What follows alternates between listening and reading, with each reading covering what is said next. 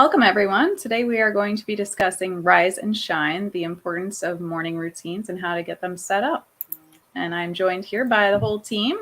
Johnny and I will be leading this discussion today, and we just thought maybe it would be a great idea to start off with why we might want to have a morning routine. Does anybody want to share what was life like before they had a morning routine? Because that's always kind of what starts this whole thing. Sure. Go ahead, Kara. Go ahead. You said it first. Okay. Well, the first thing before I had a morning routine, I was like, okay, here goes my day, and it felt very empty. So the whole reason why I started the morning routine is because I felt unproductive in the mornings, really unproductive. Now that I have the morning routines, I have something to look forward, and I also do my best to accomplish it. So that has been the major change in my morning days. What do you mean by empty? More like I didn't have a plan for the day, or More like there, I know, for example, I do know that I want to read at least 15 to 20 minutes every day. mm-hmm. And every time I found an excuse why not to do it. That was my biggest thing. So what I started doing is like, it is in the morning routine, it's in the plan. Here goes 20. Mm-hmm. So now I feel productive. I met my goal. That's awesome. Okay. Kara, did you want to share next? Yeah, so mine, I didn't create a morning routine because I felt I needed a morning routine. I was sort of a go with the flow kind of gal. And every day was a little different. So based on what I was doing was how I would start. And then I had another tiny human. And tiny humans thrive with organized chaos. So if there is just a series of 3 things that you do every morning, they're like, oh, we're awake now. And if you don't do them, there's no guarantee that you're going to have we're awake now. It could be a demon child that it leaps out of your bed that day. So I learned it through watching how pivotal it is for someone else. And then was like, I wonder if that would work for me. And it did. Tiny humans like structure, don't they? Yes. They need it. Irina, do you want to talk about life before your morning routine? Exactly. And that's exactly what Kara just mentioned. Structure, not only good for the children, I think structure is good for all of us, because when our mind is organized and focused on something, it's very easy for us to function.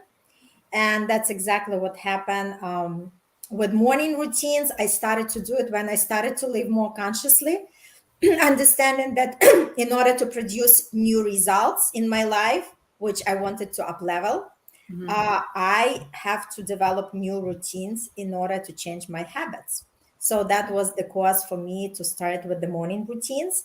And my plan that I love to do is affirmations. They are easy, they are fun, and just stating them in front of the mirror every morning, loving myself, and some powerful other things about money affirmations, about relationship, and we could pick up whatever is good for us. Everybody could find what works for them.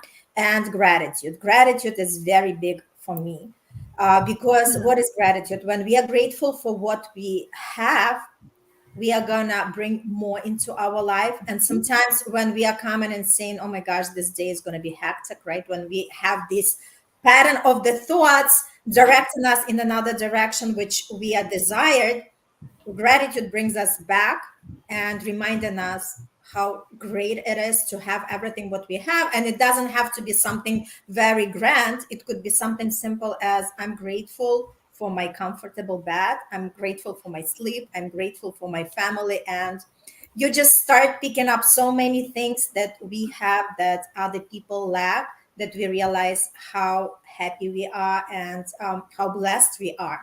And gratitude is on the same level as abundance. So when we express that gratitude, we generate more abundance in our life. That's a beautiful thing to add in too. And it sounds like structure was really what a lot of us talked about. For myself, it was more that I had inconsistent wake and sleep time. So sometimes I'd be up at 6 or 9 o'clock or 11, but I felt more discombobulated and sometimes stressed, because then when you wake up at 11, you're trying to squeeze everything in. And then, of course, because I was trying to squeeze things in, I'd stay up into the night and then I'd start the whole cycle over again. It's not how I wanted to live. The structure also came about for me because I was tired of running on adrenaline. And maybe some of you can relate in the audience, but when you're running around grabbing work materials, trying to feed the dog, get the kids out of the house, find that the outfit that you were planning on wearing was actually in the laundry hamper, like all of this stuff just causes such heart racing. And then you get in the car and you're trying to rush around in traffic. You're upset with the people who aren't moving fast enough in front of you. And the third part was that I found that I was forgetting my water and my lunch sometimes, which I like food. I don't usually forget about that. But when I did, I either skipped lunch or I'd have to go spend $13 to $20 to replenish all the stuff that I needed, when at home I had a fridge full of wonderful food that I then had to throw out. So then I was like, all right, this is costing me time. It's costing me peace. It's costing me money. And so that's really what created the change for me and the desire for more structure in my day. Now, has anybody tried, does anybody remember when they first started trying morning routines and how that went, and whether you were comparing yourself to Tony Robbins or Richard Branson and their morning routines at all? To be honest, I do my best to not compare 100% with them, because then I feel like, oh, shoot, I'm not doing that great. Because there's days that I do 10% of my morning routine, 60% of my morning routine. And then I said, you know what, I'll do that after lunch. And but most of the time I end up doing it at some point of the day. But there's times that I don't finish 100%. If I start comparing myself with them, I'll be out. So I avoid comparing that one to me. I do my best to compare to my previous day. I'm like, oh, I did a little better today. Good job. Yeah, that's pretty huge. Did anybody else try something that they realized did not work for them in terms of starting a morning routine and trying to do it perfectly? Or that was me. I had, I downloaded 4,000. Oh, that's an exaggeration, but you know what I mean? You go through and you're like, what are morning routines, Google? And Google's like, productive, relaxing, sustaining, blah, blah, blah, blah, blah. And you're like, oh my God, optionitis. So I picked a whole bunch and I was like, well, try this one. And that didn't work. We tried. So I have discovered, as long as I can get it done before I leave the bedroom, I can commit to it. Oh, that's a good one. So you really have the routine tied to your bedroom, and it's done before you leave. And then you come out of the bedroom and you are now part of the day. Okay. Cool. That's a good habit. Tying example right there. Irina, did you try to start a morning routine that didn't work for you? Did you try to do it perfectly? You know what? I'm the person that, for me, effort is more important than being perfect. And that's, I guess, was instilled in me. And I'm never about being perfect. I'm more like, okay, let me try this. Let me see if it works. So meditation would be my biggest challenge up until now. So for me, I'm more into the meditative state. I cannot completely let out of my thoughts in that process. So what I find helpful is, for me, I could take a walk, or I could be in the gym, and I could be just taking a shower, and that's where I download some of the important information. So I did not stress myself. Sometimes I just try to do it and it's not working. I'm just smiling and I just leave it alone. That's why for me, affirmations and gratitude and also journaling is very important. But like I said, I never look at it that I have to complete everything like A, B, C, D. I'm like, if I've done something, if I have done at least something, I know it's going to work, because each time we focus ourselves on something, it's better than nothing at all. So that's my mantra. I like that you focused on flow instead of structure, kind of just waiting for, like you said, the downloads, which can happen when we're in that state, versus do this A, B, C, all the way through to Z. And this just shows that everybody should have a different morning routine anyway, which we'll get into in a second.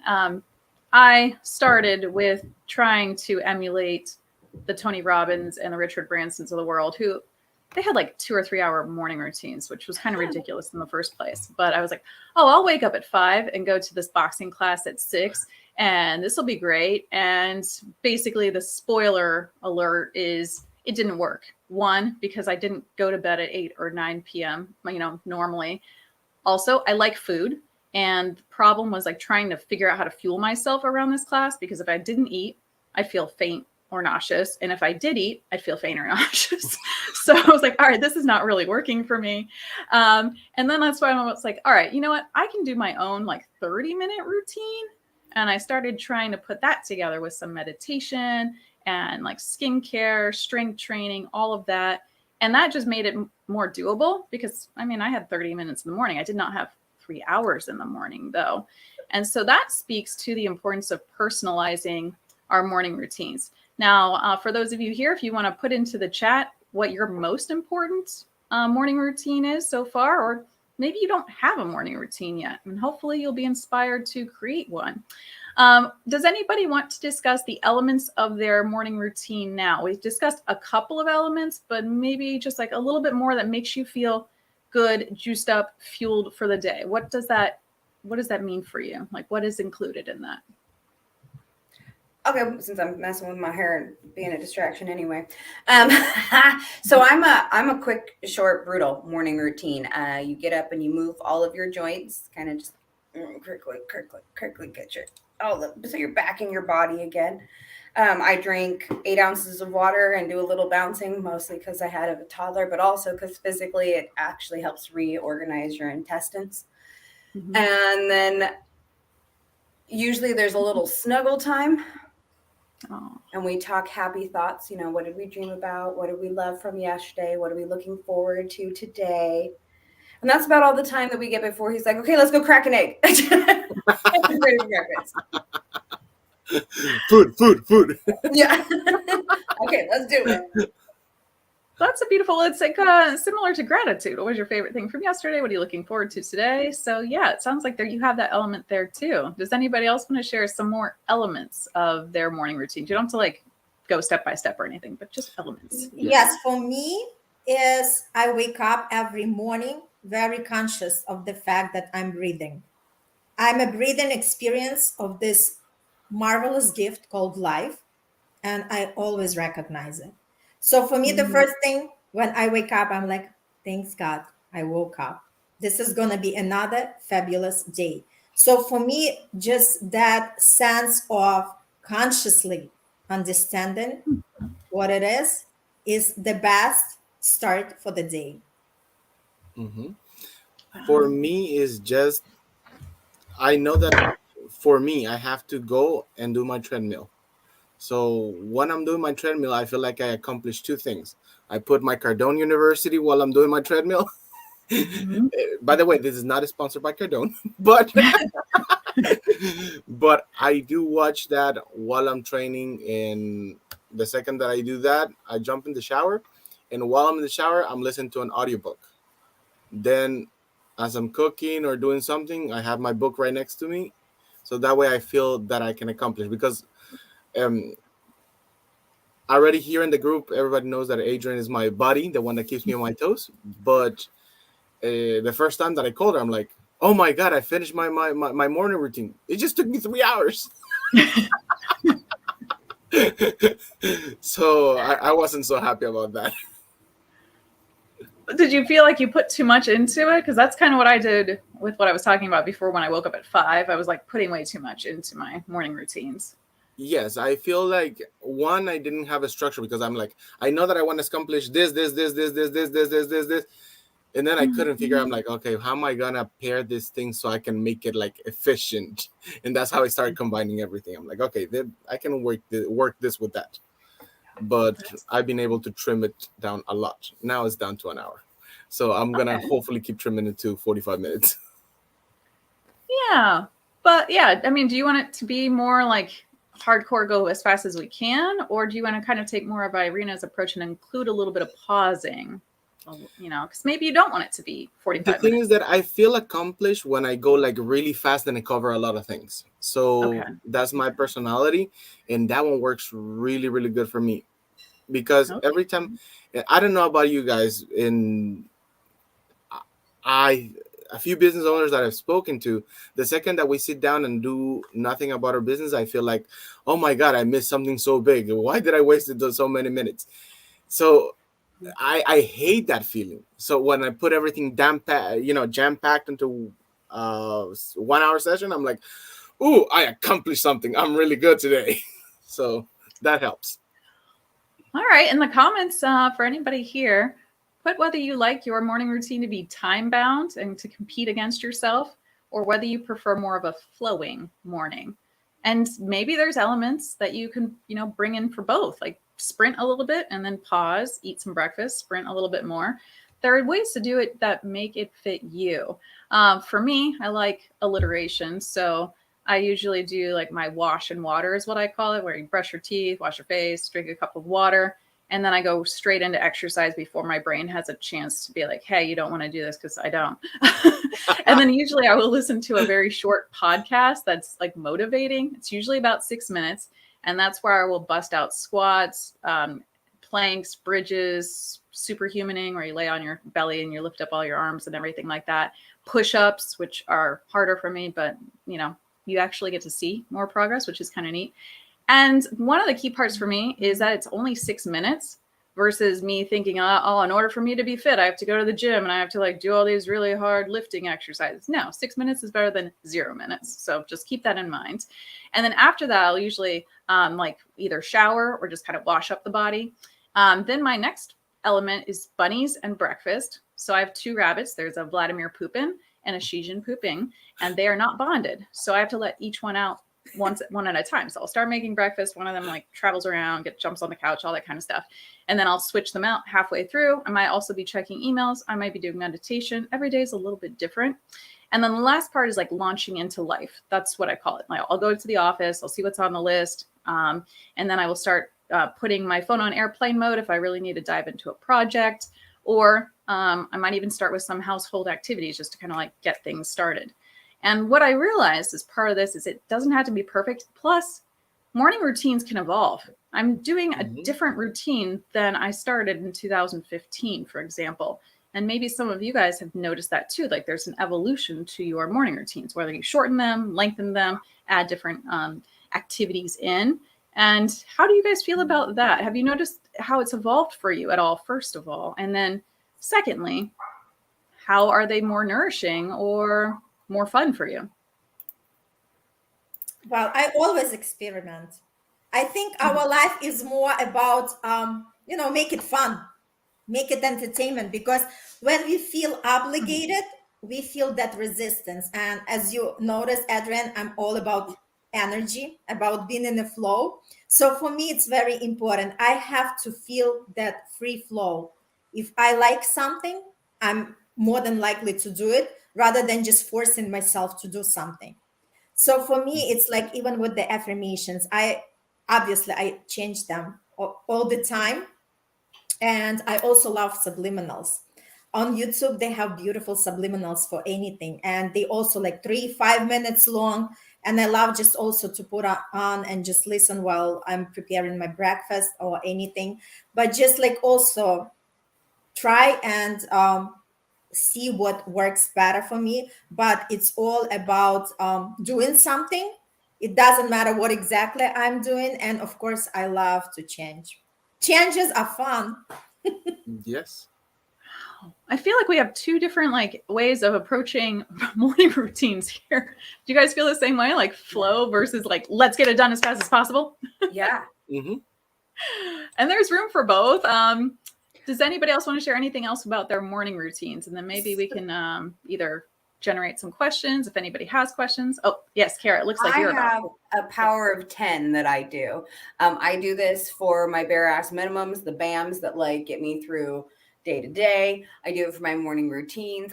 So I love structure to a point, but I'm too much of a wild child to stick to anything for any length of time.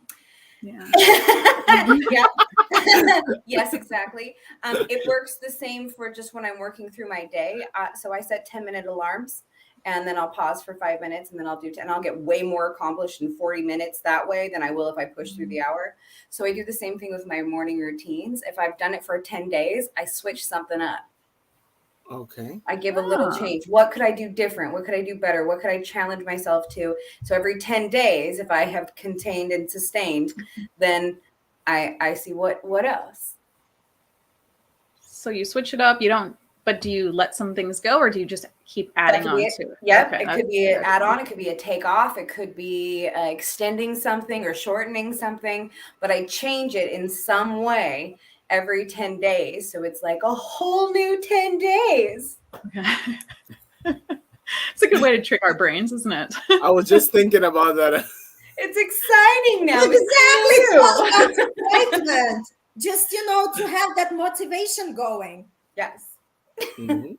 And maybe our morning routines could look a little bit different even every day. I mean, if we included gratitude on Mondays and then affirmations on Tuesday, like you're still switching it up, but you're still getting the things done, right?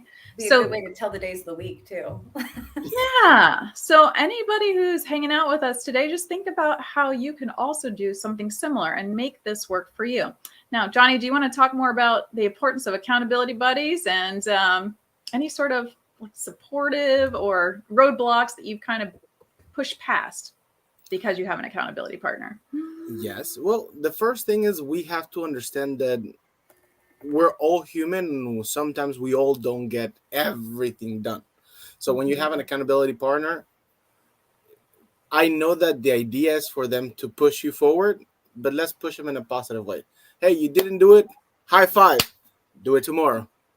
That kind of thing. So it doesn't feel like pressure. That is one thing that is really, really important. And that's one thing that Adrian has really, really helped me out a lot with. She's like, John, you didn't. Good job. Tomorrow, do it again. And that helps. That really, really helps because everybody has different things in their life. In my case, I'm a single dad, so who cooks, who cleans, who is still me. So there's times that I have to stop. Like 2 weekends ago or 2 weeks ago, something like that. I don't remember. I had to completely take a week and a half, completely unexpected off because my daughter had surgery. Supposedly by the doctor, she was gonna be good in 2 days. That didn't happen. Took a week and a half, kind of healing, kind of thing. So I'm like, okay, everything's on a complete pause till this is over. So, and everybody was very, very unique and mindful that I have that, and it was okay. So that is one thing. So whomever is your accountability partner, be as gentle as you can with them. You never know what the hurdles are behind why they couldn't do it. Because believe me, if we're coming here on the day-to-day basis because we want to do it. And Kara just mentioned one thing that it's so important that we all forget is that when we just want to get started, we go to Uncle Google because Uncle Google knows the answers, right? And what happens with Uncle Google? It gives you optionitis. The first time that I hear it, and I loved it, and I'm going to steal that one. And the second thing after optionitis is analysis paralysis. You're so overwhelmed that I don't know where to start. And that's why we started this. That's why if you would like to have a partner, join us in Empower Entrepreneurial Education. We will team you up with somebody so you can go ahead and get started with your journey. But you will also have the guidance of all of us to help you because as you can see, each one of us has something a little bit different to give because our personalities are different. The way that we live is different. So that will be my takeoff on having an accountability partner. It's so amazing to have somebody that it's on your side while at the same time, keeping you on your feet. And I would say what Johnny has done for me in terms of my morning routines, because I don't do my morning routines 100% all the time at all either. Sometimes I wake up at 3 or 4 in the morning and I'm like up and I'm like, okay, I'm not going to do my strength training. So I did 50% today. And Johnny's still like, that's a great job. It's just nice because my own brain might say, nope, failed. You didn't do it 100%. That's a D- or an F or whatever. The other thing, when you're talking with your accountability partner and just kind of setting things up, ask them how you can best support them. Some people want more of the boot camp style, like get out there, soldier, and do those 12 push-ups. And other people are just like, I want somebody to check in with who's like, hey, keep going. And so just that's an important piece too, because you don't want somebody who's going to give you boot camp style if you don't like that at all. Mm-hmm. And I think that accountability partner is more like a cheerleader, the way I look at it. So somebody who is going to pat you on the back no matter what you do. And I understand that we are all humans. And sometimes there are days when something comes up and it's not going to actually fit into our schedule. Like, for instance, my son is sick and my morning routine went a little bit down the drain, but I'm still happy. I'm still in that mindset that everything is working for me. So but when people have like accountability partner, it's very important just for that person to really support, because that's the way that person is meant to be. So in other words, it's not about criticizing, because we could be our main critics for ourselves. So thank you very much. We don't need it anymore. We need somebody who could believe in us, somebody who could just motivate us, support us, and say, you know what, no matter what you did, even if you did 5 minutes, it's better than nothing. And I'm so proud of you, and I'm supporting you. And I think it's beautiful. I think that's exactly what we need each other for. Mm-hmm.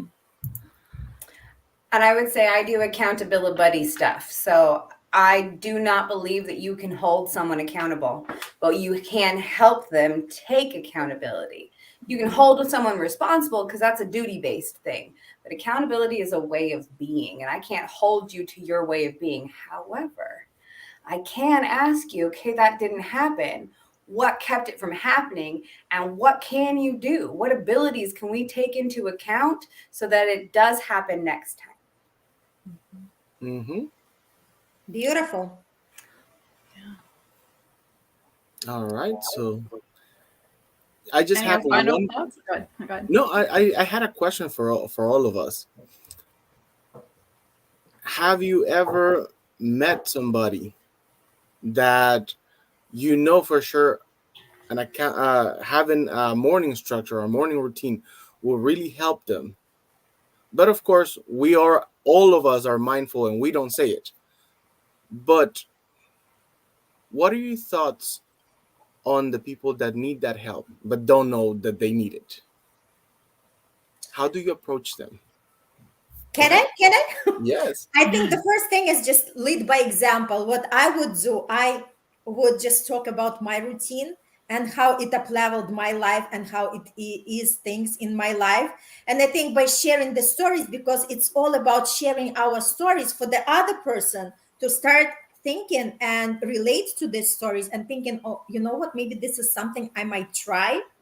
So, in other words, I would be just sharing my experience to captivate that person, to make that person feel like, oh my gosh, I really need to have what she has. So, Yes. that's the way I would approach it. Yeah. The reason why I asked this is because we all, as we get a little awakened, little by little, we start seeing things among other people that we used to do. And we have that heart to help, but we have to be gentle on how we approach them. And I like the way that Irina does it, because I think we're all meant here to come and help other people. So thank you, Irina. And thank you as well. And this is so true, Johnny. It's like being more mindful rather than trying to control others, because nobody needs unsolicited advice. And And Mhm. there's not people, enough duct tape on the planet. exactly. It's like if somebody doesn't ask you for the advice, you better keep it to yourself. Mhm. That's my mantra. It's just like if somebody asked me, I would happy to give the I've, advice. I'm I have a just sharing sign my on my wall that covers this. It says, "You cannot coach a vampire not to bite." exactly, exactly. And it just this is how we were actually raised and how we were trained, right? And now it's just like reprogramming our mind. It's like a complete shift, because realizing that what our parents were telling us, and my parents are still telling me, but it's kind of come in one ear, go in another ear, because I know what's better for me. And everybody around who thinks they know what's better for me, nobody knows better than we for ourselves. So this is something also like a gold nugget for people to consider if they are still listening to others' opinion. before making any action step for themselves, listen to yourself, because nobody knows better than you. Mm-hmm. I think that's Absolutely. really key. As we wrap up today, just knowing that if what you're hearing inspires you to start your own morning routine, either with some elements that you know would be helpful for you, maybe getting an accountability partner, and then just kind of resting in the fact that you know what's best for you. These are all just ideas that we've given. You can stretch your body, you can drink water, you can not do those things. That's totally fine.